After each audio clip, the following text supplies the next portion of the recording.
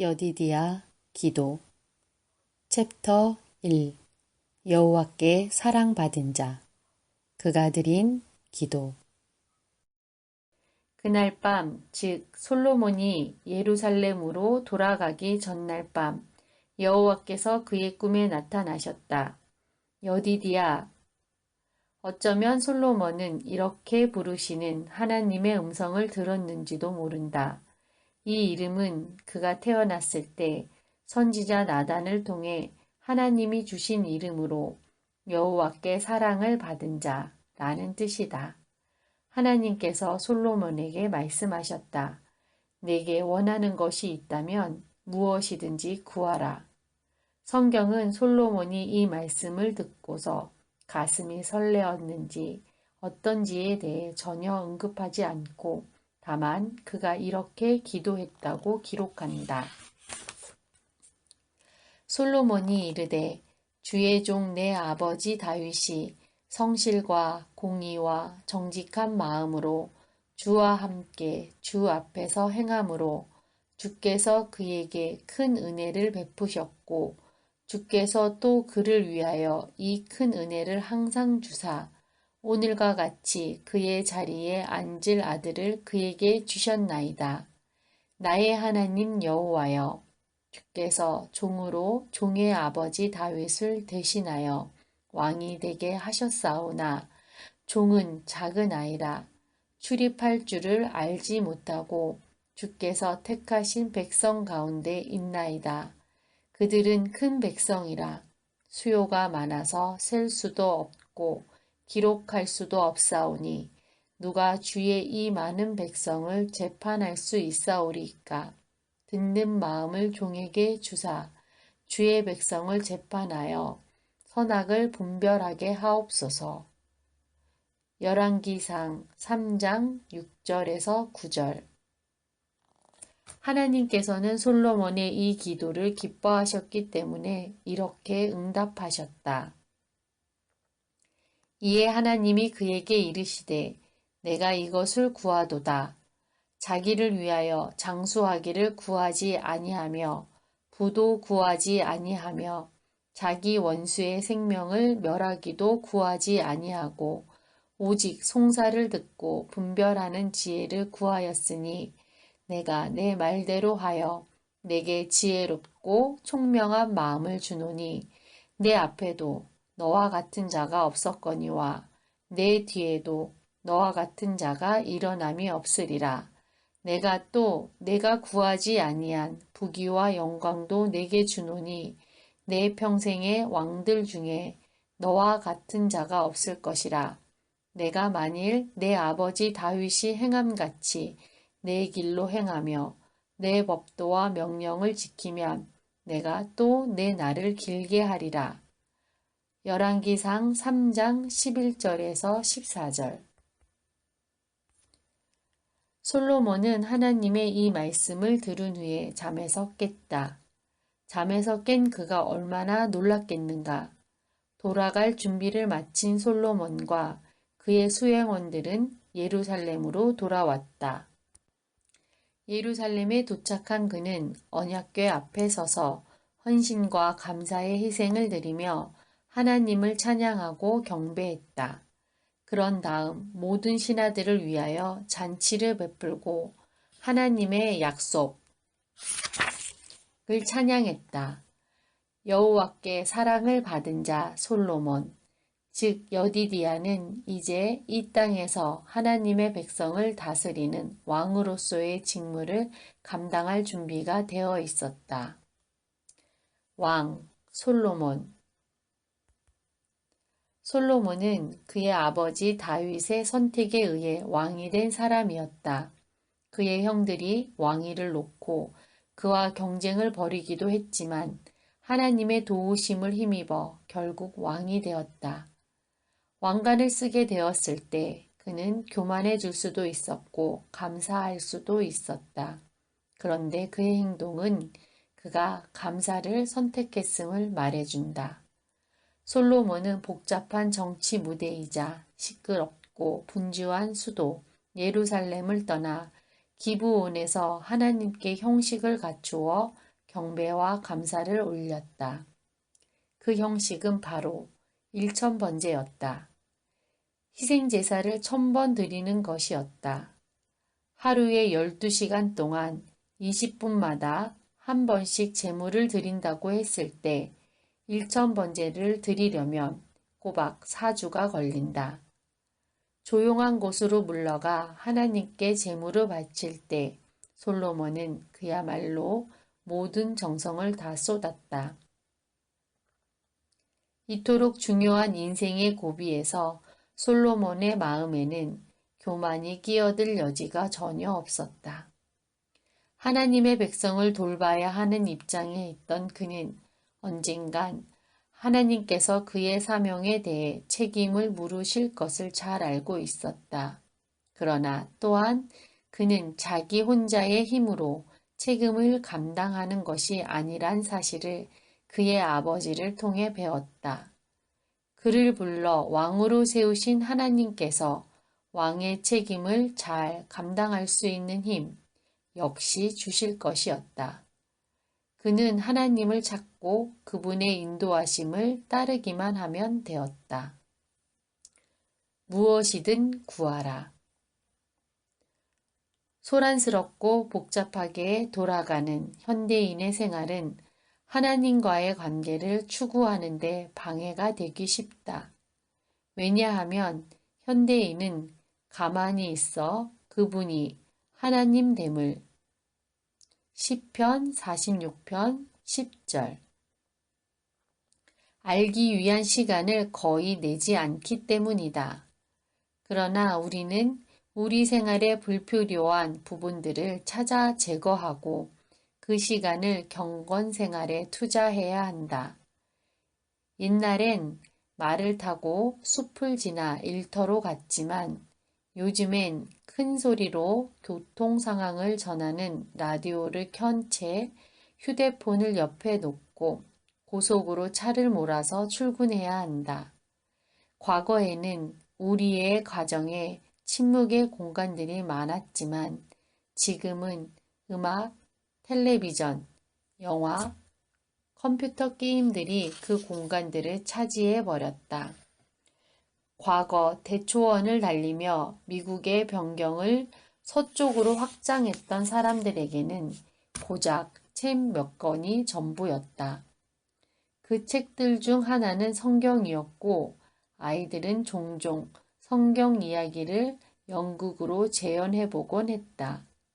그러나 오늘날 휴대폰과 스마트 기계로 세상과 연결된 우리 아이들은 학교 수업이 끝나기 무섭게 축구 경기, 학원, 또래 모임 등으로 달려간다. 조용하고 차분한 것은 현대인에게 더 이상 자연스럽지 않다. 그러나 내가 이렇게 말한다고 해서 우리 모두가 아만파, 17세기 스위스의 메노파 감독, 아만이 창시한 기독교의 한 분파로 현대 문명을 거부한다. 신자처럼 되어야 한다고 주장하는 것은 아니다. 문화적 변화를 가능하게 한 현대의 기술 덕분에 우리는 우리의 평생에 심지어 솔로몬보다 더 많은 것을 성취할 수 있게 되었다. 하지만 그렇다고 해서 우리가 세상 사람들처럼 기술 혁신에게 최고의 자리, 즉 하나님의 자리를 내주어야 하겠는가? 결코 그럴 수 없다. 하나님은 그분을 따르는 자들에게 문화의 흐름에 맞서라고 늘 요구하셨다. 우리는 단순히 대중의 흐름에 따라가선 안 된다. 하나님은 문화적 압력에도 불구하고 하나님께 최고의 자리를 내어드리도록 우리를 부르셨다. 그러므로 우리는 이제까지 이 땅에 살았던 그 어떤 세대보다 더 조용한 시간을 내어 하나님을 높이고 기도하고 그분의 응답을 듣기 위해 귀를 기울이기로 선택해야 한다. 우리는 솔로몬이 기브온에서 그랬던 것처럼 우선적으로 하나님 앞에 나아가 조용히 머무는 시간을 선택할 수 있다. 하나님은 우리의 의지에 반하여 그분의 방법을 우리의 삶에 억지로 강요하지 않으신다. 그분은 내가 너에게 무엇을 해주기를 원하느냐 라고 물으실 정도로 우리의 의지를 존중해 주신다. 그러니 최신 베스트셀러 대신 성경을 규칙적으로 읽기로 선택할 사람은 바로 우리 자신이다. 솔로몬에게 하나님의 법과 그분의 길을 가르쳐 줄 수 있는 것은 당시의 부분적인 성경과 그의 아버지뿐이었다. 반면 우리에게는 부분적인 성경이 아니라 완전한 성경이 있다. 이 땅에 살았던 40명 이상의 지극히 위대한 하나님의 사람들이 우리에게 이 완전한 성경을 물려주었다. 성경에는 기사, 편지, 환상, 시, 노래, 그리고 잠언이 들어있는데 하나님께서 성경을 주신 이유는 우리가 교훈을 배워 그분을 알도록 하기 위함이다. 음식이 우리의 몸을 살리듯이 하나님의 말씀은 우리의 영혼을 살린다. 오늘날 하나님을 어떻게 알 수 있을까? 당신이 어떤 유명한 사람에 대해 알고자 한다고 가정해보자. 당신은 어떻게 하겠는가? 아마도 다른 사람들이 그에 대해 쓴 글을 읽고 또 그가 그 자신에 대해 쓴 글을 읽을 것이다. 이럴 경우 다른 사람이 그에 대해 쓴 글보다 그 자신이 직접 쓴 글이 더 중요하게 여겨질 것이다. 어쩌면 당신은 당신이 읽은 내용 중 일부에 의문을 품고 그에게 편지를 쓰거나 이메일을 보내 문의할 수도 있을 것이다. 그의 답장을 기대하며 당신은 글을 정성껏 다듬어 보낼 것이다. 아니면 당신은 그에게 전화를 걸거나 또는 직접 만나려고 시도할지도 모른다. 그에 대해 생각하고 그와 함께 보내는 시간이 많아질수록 당신은 그를 더 잘 알게 될 것이다. 어쩌면 그는 결국 당신의 친구들 중 한 사람이 될지 모르는 일이다. 하나님을 아는 것이 이것과 다를까? 일주일에 한 번 교회에 가서 다른 사람들이 그분에 대해 하는 말을 듣는 것으로 충분할까? 당신은 그저 떠도는 얘기로만 아는 사람을 당신의 친구로 간주할 것인가? 아니면 1대1로 만나 이야기를 나누거나 편지를 주고받는 사람을 친구로 간주할 것인가? 솔로몬은 평생 하나님에 대해 많은 이야기를 들었고 아주 많이 배웠다. 틀림없이 그는 하나님에 대해 많은 글을 읽었을 것이다. 그러나 하나님의 백성을 다스려야 할 때가 되자 그는 그분을 더욱 개인적으로 친밀히 알아야 할 필요성을 느끼게 되었다.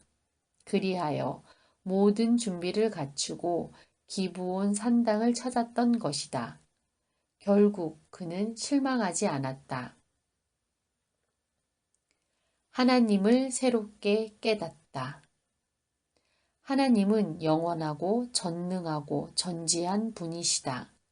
그렇다면 이렇게 모든 것을 다 아시는 분이 왜 솔로몬의 꿈에 나타나 내가 내게 무엇을 해주기를 원하느냐 라고 물으셨을까? 그분은 이미 모든 것은 알고 계시지 않았을까?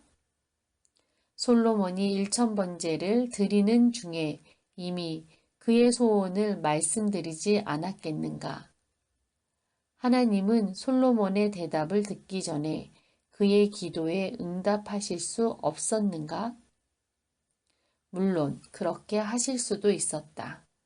그러나 그분은 솔로몬이 그분을 만나기 원하는 것보다 더욱 간절히 솔로몬과 얼굴과 얼굴을 대하여 만나기를 원하셨던 것이다.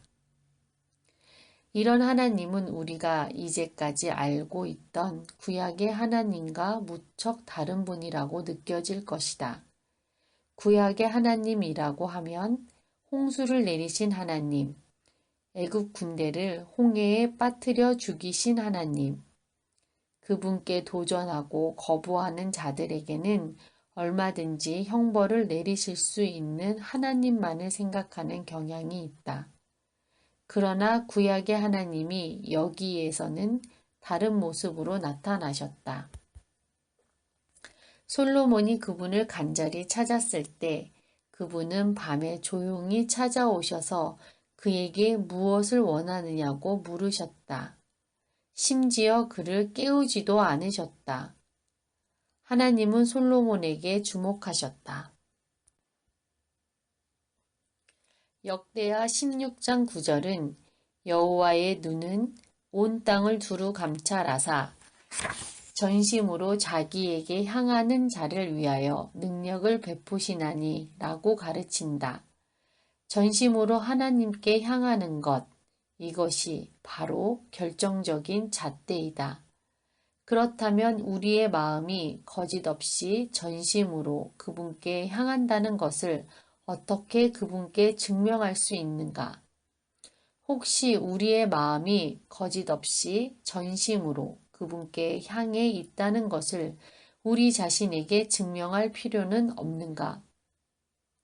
솔로몬은 기브온에 가서 하나님을 만나고 그분께 희생을 드려야 할 때가 왔다고 느꼈던 것 같다. 야고보서 4장 8절은 하나님을 가까이 하라. 그리하면 너희를 가까이 하시리라 고 가르친다. 솔로몬은 바로 이 진리에 따랐기 때문에 기브온에서 1000번제를 드렸던 것이다. 성경에서 가장 큰 약속. 솔로몬처럼 당신도 하나님이 필요하다는 것을 깨닫고 그분을 가까이 하기 위해 이 책을 선택하여 읽고 읽는지도 모른다. 당신은 성경의 가장 큰 약속을 알기 원할 것이다. 우리가 하나님을 개인적으로 알고 그분의 친구가 될 수 있다는 것, 에덴 동산에서 아담과 하와가 그랬던 것처럼 그분과 동행할 수 있다는 것, 그분의 인도하심과 지혜를 통하여 사도 바울처럼 평생의 사명을 깨달을 수 있다는 것, 다윗처럼 고난과 역경 속에서 그분의 사랑과 위로를 알 수 있다는 것, 베드로와 요한처럼 그분의 능력을 알 수 있다는 것, 이런 것들이 바로 성경의 가장 큰 약속이다.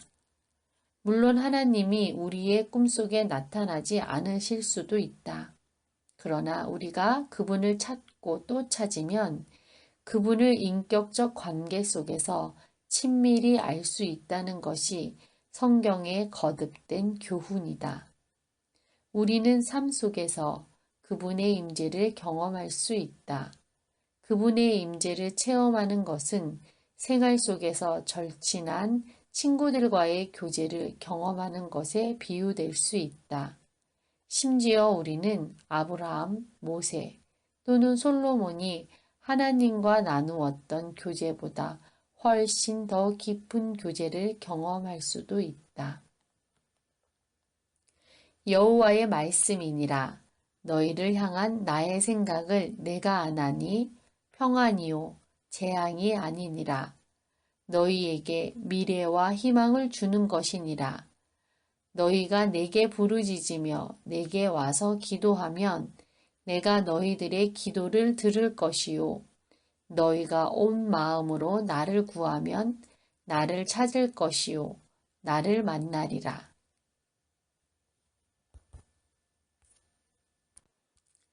예레미야 29장 11절에서 13절. 우리가 그 안에서 그를 믿음으로 말미암아 담대함과 확신을 가지고 하나님께 나아감을 얻느니라. 에베소서 3장 12절. 나를 사랑하는 자들이 나의 사랑을 입으며 나를 간절히 찾는 자가 나를 만날 것이니라. 잠언 8장 17절. 영생은 곧 유일하신 참 하나님과 그가 보내신 자 예수 그리스도를 아는 것이니라. 요한복음 17장 3절. 성경은 너무나 분명히 밝힌다. 우리가 하나님을 가까이 할 때 그분도 우리를 가까이 하신다고. 우리의 일천 번제는 무엇인가? 우리는 어떻게 하나님을 가까이 할 수 있을까? 어렵게 생각할 것 없다. 하나님께 우리 주와 구주가 되어달라고 소리치는 것이 그 첫걸음이다. 예수님의 죽으심과 부활로 인해 이제 더 이상의 희생 제사는 필요 없게 되었다. 하나님과 우리 사이를 가로막고 있던 벽은 예수님의 공로로 허물어졌다. 그러나 성경은 우리가 하나님의 은혜에 감사하는 것으로 그분께 제사를 드릴 수 있다고 가르친다. 그러므로 우리는 예수로 말미암아 항상 찬송의 제사를 하나님께 드리자. 이는 그 이름을 증언하는 입술의 열매니라. 오직 선을 행함과 서로 나누어 주기를 잊지 말라. 하나님은 이 같은 제사를 기뻐하시느니라. 히브리서 13장 15절 16절. 우리가 하나님을 찬양하고 그분께 감사하는 것이 곧 그분께 제사를 드리는 것이다. 또한 우리가 선을 행하고 하나님께 받은 복을 다른 사람들에게 나누어 주면 그것이 곧 그분께 제사를 드리는 것이다. 우리가 행위가 아니라 예수님을 주와 구주로 믿는 믿음을 통해 구원을 얻는 것은 분명한 사실이다. 하지만 우리는 우리의 선한 행위를 사랑의 제물로 하나님께 드릴 수 있다. 이 점에 대해 구세군의 창설자 윌리엄 부스는 이렇게 말했다. 믿음과 행위는 나란히 가야 한다. 걸어가는 사람의 두 다리가 서로 교대로 화답하면서 앞으로 전진하듯이 말이다. 먼저 믿음이 있고 그 다음에 행위가 있다. 그런 다음 다시 믿음이 있고 다시 행위가 따른다. 이런 과정이 계속 반복되다 보면 어느 것이 믿음이고 어느 것이 행위인지 구별하기 힘들 정도까지 이르게 된다. 그렇다. 맞는 말이다. 그렇기 때문에 그리스도인의 삶이 종종 그리스도인의 발걸음라고 표현되는 것 같다. 물론 영적 제사를 몇 번 드려야 하는 하나님께서 만족하신다는 법칙은 없다. 하지만 믿음대로 사는 것이 그분께 풍성한 영적 제사를 드리는 것임에도 불구하고 우리는 너무나 자주 믿음대로 살지 못하고 있다. 우리는 하나님께서 먼저 내게 손을 내미시면 내가 화답할 수 있을 텐데 라고 말하곤 한다. 그러나 분명히 명심하라. 그분은 이미 손을 내미셨다. 그분의 아들을 보내신 것이 손을 내미신 것이다. 요한일서 4장 19절은 우리가 사랑함은 그가 먼저 우리를 사랑하셨음이라 고 가르친다. 그러므로 이제는 우리가 하늘의 보좌에 앉아 계신 그분을 볼 때까지 전심으로 그분을 찾아야 할 때이다. 이제 그분을 찾는 여행을 시작할 준비가 되었는가? 그분이 솔로몬에게 나타나셨듯이 당신에게도 나타나시기를 간절히 원하는가? 만일 그렇다면 다음과 같이 기도함으로 이 여행의 첫걸음을 내디딜 수 있을 것이다. 하나님을 찾는 기도. 아버지여, 아버지께서 말씀을 통하여 약속하신 대로 제가 아버지를 알기를 원합니다. 예수님을 보내사 저를 구원하시고 성령님을 보내사 아버지의 지혜로 저를 인도하신 것을 감사합니다. 제가 아버지를 알기 원하는 것보다 더욱 간절히 아버지께서 저를 알기 원하시는 것을 감사합니다. 날마다 저에게 베푸시는 사랑에 감사합니다. 아버지여, 저는 아버지의 사랑 가운데 행하기를 원합니다. 아버지께서 제 평생에 이루도록 제 마음에 심어주신 모든 일을 이룰 수 있는 지혜가 저에게는 없습니다. 날마다 발걸음마다 저를 인도해 주지 않으시면 저는 한 걸음도 나아갈 수 없습니다. 아버지께서 저에게 심어주신 꿈을 이룰 수 있도록 돕겠다고 말씀을 통해 약속해 주셔서 감사합니다. 저는 아버지께서 약속하신 그대로 이루실 것이라고 확신합니다. 아버지여, 제가 이 책을 읽으며 솔로몬처럼 아버지를 찾습니다. 이럴 때 저는 아버지께서 솔로몬에게 응답하여 나타나신 것처럼 제게도 응답하여 나타나시기를 간구합니다. 제 삶을 향한 아버지의 계획과 목적을 더욱 분명히 보여주소서. 그리고 제게 보여주신 모든 것을 이룰 수 있는 지혜를 허락하소서. 아버지를 찬양하며 아버지께 감사합니다.